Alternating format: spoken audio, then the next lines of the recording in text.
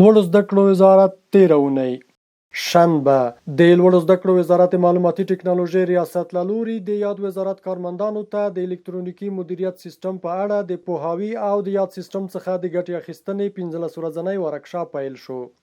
یکشنبه د لوړو زده کړو وزارت محصلانو چارو معین د یاد وزارت د اطلاعاتو، نشراتو او عامه اړیکو ریاست له نشراتي او چاپي فعالیتونو څخه لیدنه وکړه. د لوړو زده کړو وزارت او اداري اصلاحاتو او ملکي خدمتونو ادارې ترمنځ د ساده شوو پروسو تطبیقي هوکړه لاسلیک شوه.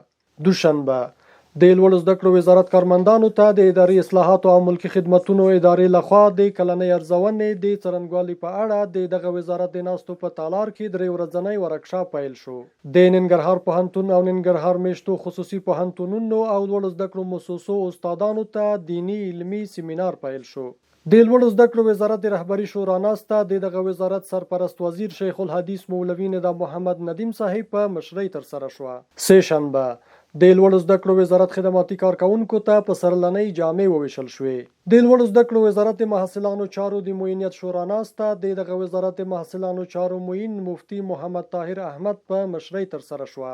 او چهارشنبه د لوړو زده کړو وزارت حقوقي سلاکار د ننګرهار پوهنتون تدریسي روغتون څخه د لیدنې پر مهال د یاد روغتون د بیلابیلو رغول شوو برخو د پرانیستې ترڅنګ د الکترولیت انالایزر ماشین ګټې اخیستنې ته وسپاره.